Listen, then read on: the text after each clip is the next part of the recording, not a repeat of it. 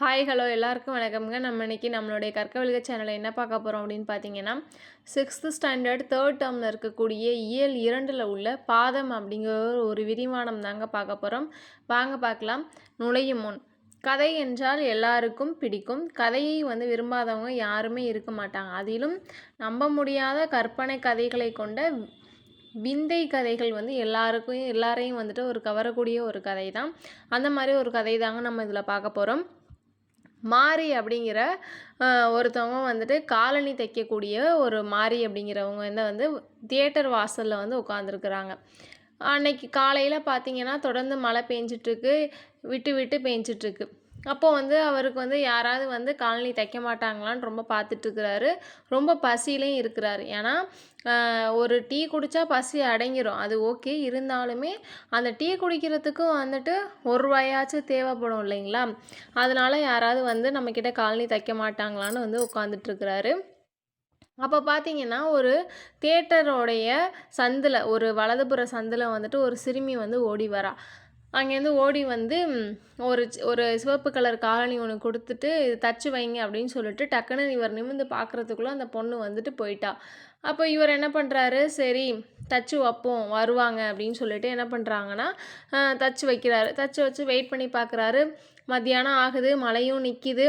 சரி மழை நின்னதுக்கப்புறம் வருவாங்கன்னு பார்த்தா அப்பையும் வரல. சரி எப்போ வருவாங்க அப்படின்னு சொல்லி வெயிட் பண்ணி வரவே இல்லை.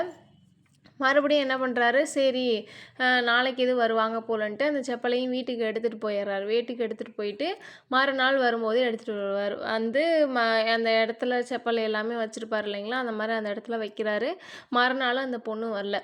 3ஆம் நாள் எடுத்துகிட்டு வராரு. 3ஆம் நாளுமே அந்த பொண்ணு அந்த செப்பலை வாங்குறதுக்காக வரவே இல்லை. அப்போது 3ஆம் நாள் வீட்டுக்கு எடுத்துகிட்டு போய் வீட்டில் வச்சுருக்கும்போது அது அவங்களுடைய மனைவியோட கண்ணில் படுது. அது பார்க்க ரொம்ப அழகாக இருக்குது. அந்த செப்பல் பார்க்குறதுக்கு ரொம்ப அழகாக இருந்த செப்பலை அவங்க என்ன பண்ணுறாங்கன்னா ஒரு ஆசையில் பார்க்குறதுக்கு ஒரு குட்டி பொண்ணோட செப்பல் மாதிரி இருக்குது, சரி போட்டு பார்க்கலாம், சும்மா ட்ரை பண்ணி பார்க்கலாம். அதாவது சிலது நமக்கு கரெக்டான அளவாக இருக்காதுன்னு தோணும், சும்மா போட்டு பார்க்கலான்ங்கிற மாதிரி அவங்களும் போட்டு பார்த்துருக்காங்க. ஆனால் செப்பல் பார்த்திங்கன்னா ரொம்பவே கரெக்டாக இருந்திருக்கு காலுக்கு. அப்போது ஒரு சின்ன ஒரு சத்தம் கேட்டிருக்கு. அவங்க மாரிங்கிறவர் வராரு. பார்த்துட்டு அவங்க மனைவிட்ட கோவப்பட்டுட்டு செப்பலை கழட்டி என்ன கிழிச்சிட்டியா அப்படின்னு சொல்லிட்டு திட்டுறாரு. அவங்களும் கழட்டி கொடுத்துட்டு கிழிக்கலாம் இல்லை, எனக்கு காலுக்கு கரெக்டாக தான் இருந்துச்சு அப்படின்னு சொல்லிட்டு என்ன பண்ணுறாங்கன்னா கொடுத்துட்டு போகிறாங்க. அப்போது மாறி யோசிக்கிறாரு, எப்படி இவ காலுக்கு செப்பல் கரெக்டாக இருந்துச்சுங்கிறா அப்படின்னு சொல்லிட்டு யோசிச்சுட்டு அவருமே போட்டு பார்க்குறாரு. அவர் காலுக்குமே கரெக்டாக இருக்குது. என்னடா அது ஆச்சரியமாக இருக்குது அப்படின்னு சொல்லிட்டு மறுநாள் தான் கூட வேலை செய்கிற ஒருத்தவங்க கிட்ட இதை பற்றி பேசிகிட்டு இருக்கிறாரு. இந்த மாதிரி ஒரு பொண்ணுக்கு செப்பல் கொடுத்துட்டு போனால் இன்னும் வரவே இல்லை, நான் வீட்டுக்கு எடுத்துகிட்டு போய் வச்சுருந்தேன், மனைவியும் போட்டேன், நானும் போட்டேன், ஆனால் அதுக்கு கரெக்டாக இருக்குது, அதான் எப்படின்னு தெரியல அப்படின்னு சொல்லிட்டு இருக்கிறாரு. இந்த விஷயம் அப்படியே ஊர் மக்களுக்கும் தெரிய வருது. ஊர் மக்கள் எல்லோரும் என்ன பண்ணுறாங்கன்னா அது அந்த செப்பலை போட்டு பார்க்க ஆரம்பிக்கிறாங்க. ஆசையாக இருக்கும்ல, என்னடா இது சின்னதாக இருக்குது எப்படி பத்துமா அப்படிங்கிற மாதிரி ஆசையை எல்லோரும் போட்டு பார்க்க ஆரம்பிக்கிறாங்க. அப்படியே பணம் கொடுத்து ஒருத்தவங்க போட்டு பார்க்குறாங்கன்னா இவ்வளோ அப்படிங்கிற மாதிரி பணம் கொடுத்து போட்டு பார்க்க ஆரம்பிக்கிறாங்க. மாரியுமே என்ன பண்ணுறாருன்னா வீடு கட்டுறாரு, இடம் வாங்குறாரு, 2 மாடு வாங்குறாரு, நல்ல ஒரு இதில் இருக்கிறாரு. இருந்தாலும் அவருக்கு இன்னும் அந்த சிறுமி வரலையே, இப்படியே 30 வருஷத்தை கடந்துட்டார், இன்னும் அந்த சிறுமி வரலையே அப்படின்னு சொல்லி ஒவ்வொரு நாளுமே எதிர்பார்த்துட்ருக்கிறாரு. ஒரு நாள் இது கடையெல்லாம் எடுத்து வச்சுட்டு வீடு திரும்புகிறப்ப பார்த்தீங்கன்னா அந்த செப்பலை திருடுறதுக்காக 2 பேர் வராங்க. அவரை அடித்து போட்டுட்டு திருட ட்ரை பண்ணுறாங்க. அப்புறம் இடையில யாரோ காப்பாற்றி விட்டுறாங்க. அப்புறம் அவர் அவங்க அந்த செப்பலை எடுத்துகிட்டு வீட்டுக்கு போகிறாரு. இருந்தாலும் அவரோட உடம்பெல்லாம் ரொம்ப காயமாயிருக்கு. அதனால் என்ன பண்ணுறாருன்னா வீட்டிலே இருந்து அந்த செப்பல் அவர் வீட்டில் இருக்கிறாரு. ஊர் மக்கள்லாம் வீடு தேடியே காசு கொடுத்து போட்டு பார்த்துட்டு போயிட்டுருக்குறாங்க.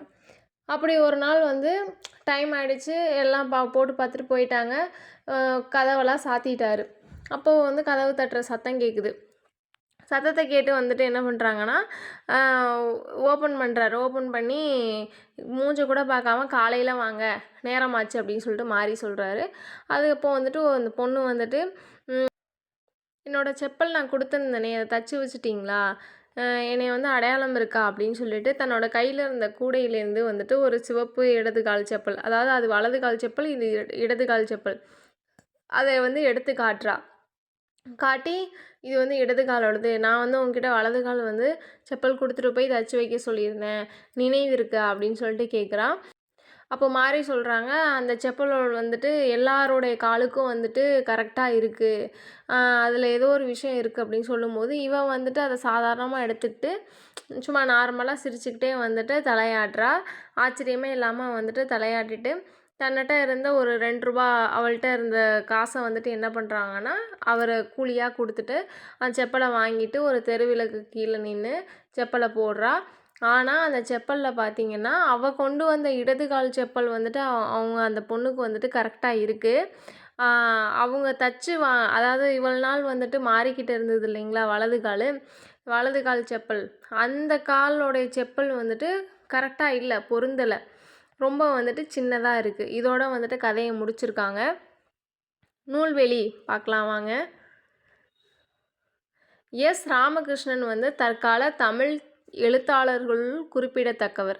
எஸ். ராமகிருஷ்ணன் தமிழ் எழுத்தாளர்களுள் குறிப்பிடத்தக்கவர். இவர் வந்துட்டு நாவல், சிறுகதை, கட்டுரை தொகுப்புகள், சிறுவர் இலக்கியங்கள் இதெல்லாம் வந்துட்டு நிறைய வந்து படைச்சிருக்கிறாரு.